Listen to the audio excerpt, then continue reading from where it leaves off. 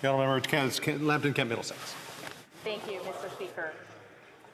After 9 long years of hardships from an NDP Liberal government, Canadians are tired of being confronted again and again with undeniable evidence of corruption, mismanagement, and a complete lack of regard for accountability.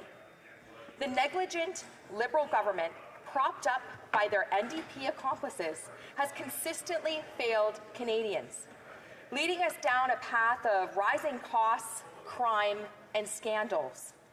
The time has come for us to question the integrity of those elected who choose to benefit themselves instead of doing their duty to serve the public. We must face the truth. This NDP Liberal government is not only unreliable, but fundamentally untrustworthy. We as Canadians deserve leadership that serves the people, not one that serves itself. We deserve transparency and accountability, not a government that uses its power to cover up its misdeeds. We deserve a country where the priorities are affordable living, public safety, and honest governance, not one plagued by scandal after scandal. Let's take a moment just to reflect on how damaging these past 9 years have been. One of the most blatant examples of this government's betrayal of public trust is why we are holding this debate here today.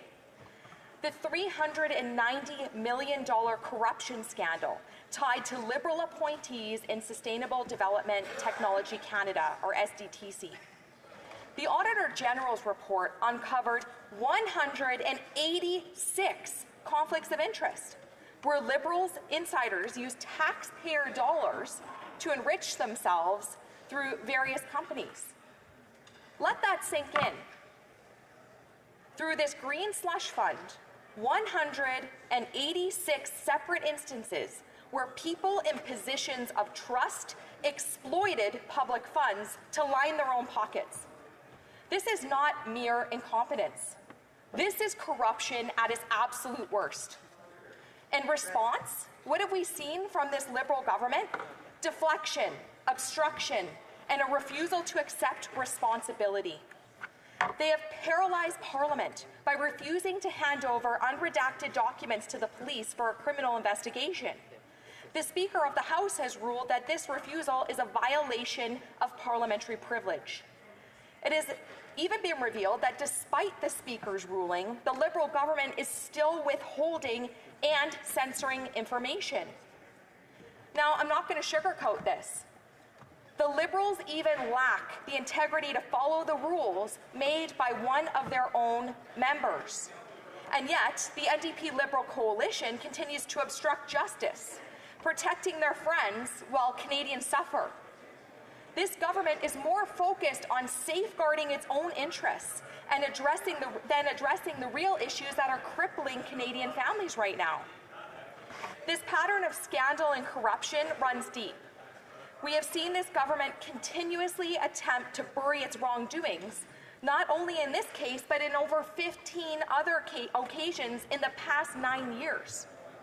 The integrity of our democracy is at stake when those who are in power believe that they are above the law. Canadians deserve better, and they will get that when they elect a Conservative government.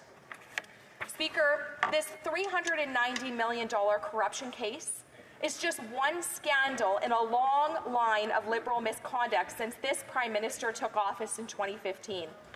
From the SNC Lavalin affair to the We Charity scandal to invoking the Emergencies Act without cause and freezing citizens' bank accounts, this NDP Liberal government has demonstrated time and time again that they are willing to break the rules to serve their own interests. Let's start with the SNC Lavalin affair of 2019, one of the most high-profile scandals in recent memory. This case involved allegations of the Prime Minister and his staff when they attempted to pressure the then Attorney General Jody Wilson-Raybould to intervene in a criminal prosecution of the Quebec-based engineering firm SNC Lavalin, which was accused of bribery in Libya. When Wilson-Raybould refused to comply, she was removed from her position. That scandal sparked outrage, leading to Wilson Raybould's resignation from the cabinet. The ethics commissioner ultimately ruled that the Prime Minister had violated ethics laws by exerting under pressure, showing a blatant disregard for the rule of law in Canada. Speaker, then there's the We Charity scandal in 2020. The Liberal government awarded $912 million in student grant contracts to We Charity, an organization with very close ties to the Prime Minister and his family. It was later revealed that both the Prime Minister and then Finance Minister Bill Morneau had family members who received payments from We Charity for speaking engagements. In the face of conflict of interest, the contract was cancelled and Morneau resigned. While the Prime Minister was cleared of any wrongdoing by the Ethics Commissioner in this case, Morneau was found guilty of breaching ethics rules. Once again, we see a Liberal government mired in scandal and corruption.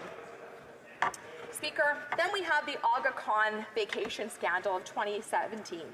And this is yet another example of the Prime Minister's personal disregard for ethical governance. The Prime Minister and his family accepted a vacation on the private island of the Aga Khan, whose foundation receives millions of dollars in taxpayer money in federal funding. This trip was paid for by the Aga Khan, and it led to the Ethics Commissioner ruling that the Prime Minister had violated 4 sections of the Conflict of Interest Act, making him the first sitting Prime Minister in Canadian history to be found in violation of the Act. And who can forget the blackface scandal of 2019? During the federal election campaign, multiple photos and videos surfaced of the Prime Minister wearing blackface and brownface makeup at various events. Though the Prime Minister issued a half-hearted public apology, Canadians are left questioning his judgment and values. The list of scandals just doesn't stop there. Mr. Speaker, the trip to India controversy in 2018 saw the Prime Minister's official trip to India turn into an international embarrassment when it was revealed that Jaspal Atwal, a convicted Sikh extremist, had been invited to official events with the Canadian delegation. The trip was widely regarded as a diplomatic failure, and questions were raised about the Prime Minister's judgment and government's vetting processes. Then there was the Cash for Access fundraising scandal of 2016, where wealthy individuals paid large sums of money to attend exclusive fundraising events, gaining personal access to the Prime Minister and senior Liberal ministers.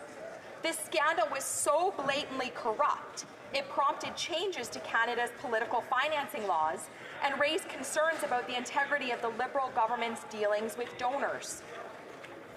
Then, Speaker, there's also the issue of former Governor General Julie Payette, a Liberal appointee who created an environment of toxicity and harassment she needed to be fired for her gross misconduct. And what else would you expect from a friend of this current Prime Minister? Well, of course, also we can't forget the reckless spending. And despite racking up expenses while in her role, she continued to cause over $277,000 in additional legal expenditures. And ultimately, the lack of scrutiny in making government appointees and the problems that this causes are a very common theme for this Liberal government. The Winnipeg Virology Lab scandal in 2021 saw the Liberal government come under fire for refusing to provide Parliament with unredacted documents about the firing of 2 scientists from a high-security virology lab. This case remains shrouded in secrecy, with concerns about potential security breaches and the shipment of dangerous viruses to a communist Chinese military research facility.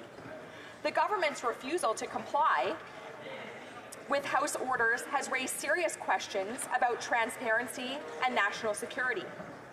More recently, in 2023, we learned about the McKinsey contract scandal, where the federal government awarded $209 million in contracts to McKinsey and Company without proper adequate oversight. Many of these contracts were awarded on a non-competitive basis, raising concerns about the government's procurement practices and the potential conflicts of interest. So once again, we see the Liberals giving away Canadian taxpayer dollars to their friends. Remorseless corruption to the core. Mr. Speaker, then we also have the Arrive Can controversy, or should I say Arrive scam. Corruption was evident throughout the entire saga of the NDP Liberal government's $60 million Arrive scam app, which could have been developed for a fraction of the price. But it ended up enriching GC Strategies, a shady two-person IT company who did no actual IT work, but had strong connections to officials in the Liberal upper ranks. Now, the Auditor General has confirmed that they will be conducting a performance audit of all contracts and payments related to GC Strategies and other companies incorporated by the founders. This will impact all departments, agencies, and Crown corporations who had dealings with the group. Thank you, Speaker. It's not far-fetched at all to expect that once results are returned, we will once again uncover more Liberal corruption. Now, Speaker, let's not forget to return to the Green Slush Fund scandal, because there is still more to unpack here. In 2019, former Liberal Industry Minister Navdeep Bains began appointing executives to the board of SDTC who had severe conflicts of interest. Conflicts of interest were rampant from the beginning, but got worse with time, with members of the SDTC board voting on projects that they stood to gain from. Again, this was $390 million of taxpayer dollars wasted on a slush fund that doled out money for projects to enrich Liberal insiders that should have been ineligible to receive funding. This scandal highlights the reckless mismanagement of taxpayer dollars and the government's failure to uphold even the most basic standards of governance. While the Liberal government has been busy covering up scandals and protecting its insiders, Canadian families have been left to bear the brunt of its policies. Life under this Prime Minister and his NDP Liberal government has never been more expensive. Housing costs have doubled, grocery costs have soared, and inflation is eroding the value of every dollar that Canadians earn. So apart from scandal and corruption, we also have a government that is completely incompetent. A prime example of this is the NDP Liberal carbon tax, which has made life more expensive for every Canadian. The Parliamentary Budget Officer's report confirmed what many have suspected all along. Canadians are worse off under this tax. In Newfoundland and Labrador, households are paying an additional $652 a year because of the carbon tax. In Ontario, it's $903. Families in Saskatchewan are paying $894 more, and in Alberta, it's an extra $697 a year. These are real taxpayer dollars being taken out of the pockets of hardworking Canadians, all for a policy that has failed to achieve any of its environmental goals. The carbon tax has driven up the cost of everything from gas to groceries to home heating. And this year alone, families will be paying $700 more for food, while millions of Canadians are lining up at food banks. All the while, this government continues to waste and squander public money on failed policies and scandalous dealings. Speaker, the Liberals have even gone so far as to hide internal government numbers showing that the carbon tax will cost Canadians $30.5 billion by 2030. That's an extra $1,824 per family per year. In addition to taxing Canadians to the point that they can't even afford to drive, the government is wasting billions chasing an electric vehicle mandate that Canadian consumers just aren't interested in. Now, I've driven an EV, and even on a reasonable commute across the most developed area of Ontario, the infrastructure to support vehicles is just not available. Fast chargers are few and far between, and sometimes, and a lot of times, they're mysteriously broken. In some cases, the price to charge the car from empty is actually more than it would cost to fill a tank full of gasoline. So now let's consider the cost to even get one of these vehicles. Absolutely prohibitive to the vast majority of Canadians. And the government has slapped even further a luxury tax on a few of the EVs that have any form of functionality. It's a scam that gets worse when you consider the massive investments in factories that this government's making when they're not even going to fully employ Canadian labor. That's right. We've learned that after committing billions of dollars to build electric vehicles, the factories intend to employ foreign labor. While Canadians struggle to make ends meet, the government is either punishing or ignoring Canadians. Meanwhile, on the streets of our cities, we see they've become more dangerous. Violent crime has increased 39% since the Prime Minister took office. The justice system, once a source of pride in this country, has become a revolving door for repeat offenders.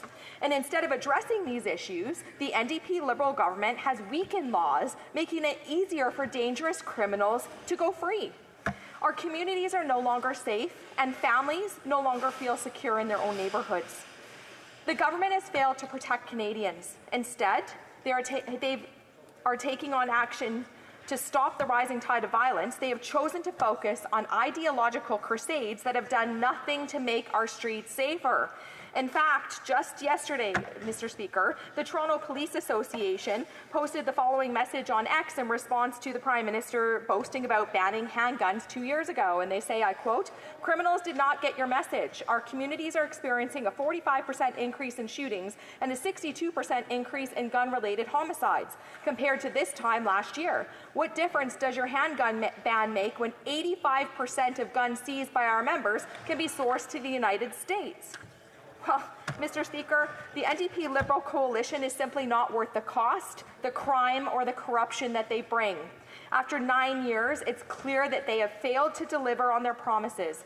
Instead, they've delivered higher taxes, higher costs, higher crime rates, and a government plagued by scandal after scandal.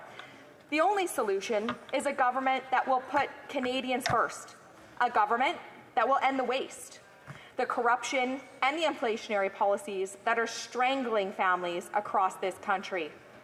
Only a common-sense Conservative government can restore accountability and trust in government.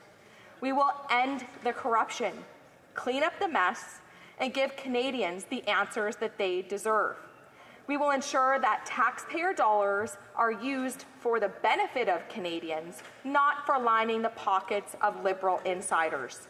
We will axe the carbon tax that is making life more expensive, and we will get back to work on building homes, fixing the budget, and stopping the crime that is destroying our communities. The NDP Liberal government has had 9 years to show Canadians what they can do. And what they've shown Canadians is that they absolutely cannot be trusted.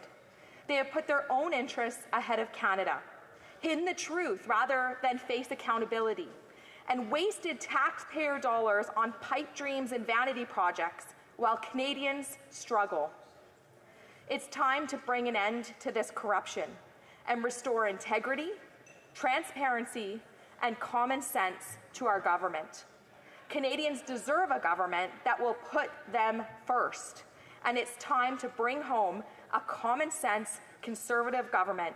We will axe the tax, restore trust, and rebuild our great country because Canada and Canadians deserve nothing less. Thank you, Mr. Speaker.